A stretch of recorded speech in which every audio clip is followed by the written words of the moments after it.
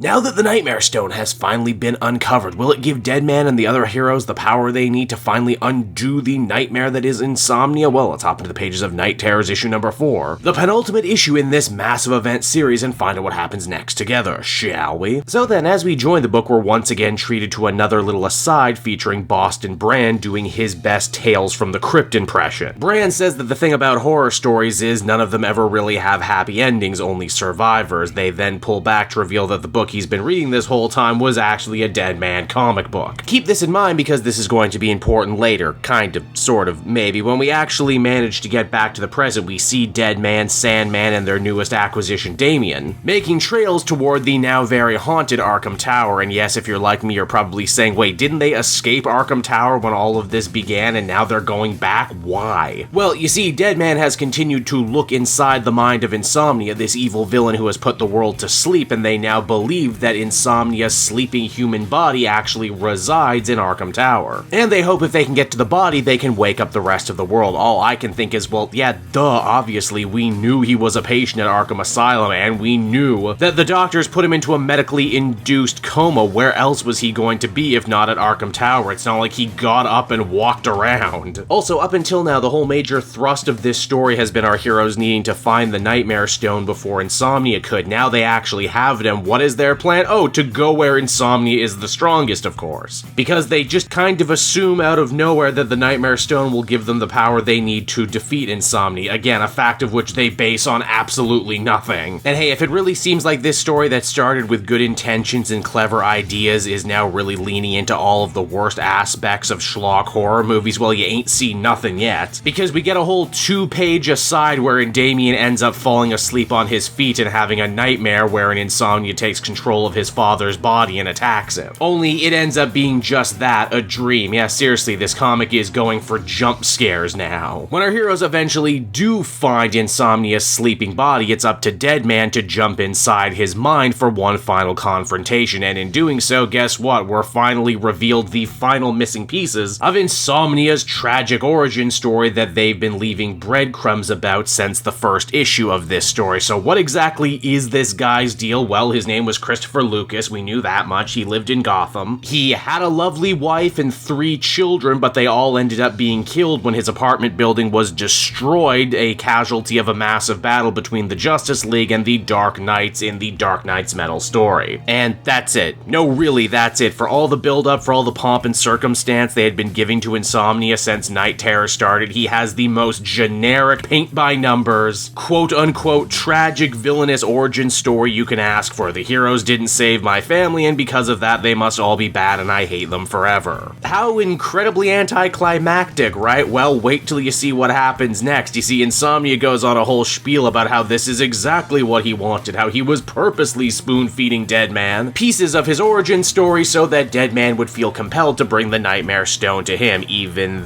though this guy had no idea of knowing that the Nightmare Stone was inside Boston Brand's dreams, or how bringing back Sandman was the only way that they would ever be able to reach the House of Horrors in the previous issue. Also, he says it was always part of his plan, then why did we see him trying to find the Nightmare Stone in all of those different tie-ins and in this main series only to come up empty-handed each time? But don't think too hard about it though, because at that very moment, Insomnia chooses to rip out his own throat, killing his human body. Which is something he either always could have done, or is only able to do now because the Nightmare Stone is here in his dream. Also, killing his human body means that he maybe killed Deadman as well? As Boston's whole little Crypt Keeper theater ends up catching flame, including an issue of his very own comic series. We're also told with his physical body destroyed, Insomnia is now actually free to walk amongst the waking world, but that's not the only thing he's done. As the rest of the world wakes up, their nightmares become real, which is supposed to be really dramatic and really threatening, except for the fact that the nightmares have been real this whole time. Our heroes have been attacked by nightmares brought to life, so I don't know why they thought this was such a shocking finale. The end of this issue also ends up dovetailing with the finale to the Batman 2-parter tie-in, with Bruce coming to only to realize that the world has gone to hell in a handbasket, and that Insomnia might be harder to stop now than ever. And so that was Night Terrors issue number 4, everybody, and if you couldn't tell, I did not enjoy this issue at all. In fact, I think this is the issue where this series finally fully comes undone. I was actually rooting for Insomnia to be revealed to be a deeper, more interesting more nuanced villain, but the big reveal of his origin story just hits with a big old wet fart. We've seen this type of villain a million times before. And if he was going to be so generic, why did they make such a big deal of unraveling his personal history? Likewise, the rules and logic around Insomnia's power and the Nightmare Stone and everything else really doesn't make any sense. Yes, I know, dream logic, magic logic, it's not supposed to make sense. But what it ends up being is just not particularly fun to read. A real shame too, because this series started with a lot of cool ideas and shone spotlights on characters that don't normally get it. Yet with one issue left to go, I'm just left asking myself, why did they think this was a good enough story to take over the entire DC universe for 2 months? As always, the kind of only maybe saving grace is actually the art on this one, because it is inventive and it is kind of creepy and cool. I just wish the writing and characterization were on the same level, but sadly they're not. Overall, I would give this one a very disappointed 5.5 out of 10. At least we only got one issue left until it's all said and done.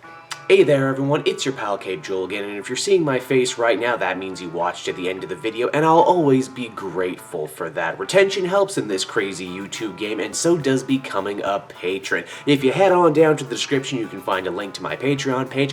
Recently just redid all the tiers, a lot of cool stuff offering up there, exclusive commentaries, exclusive polls, behind the scenes concept art for Capes and Quest. That's the brand new D&D show I've started soon. Never been a better time to become a patron. You can become a patron for as little as $1 a month and help the channel grow, and help me continue to deliver content like what you just saw. So I want to thank you all, and I will see you again next time. Bye bye.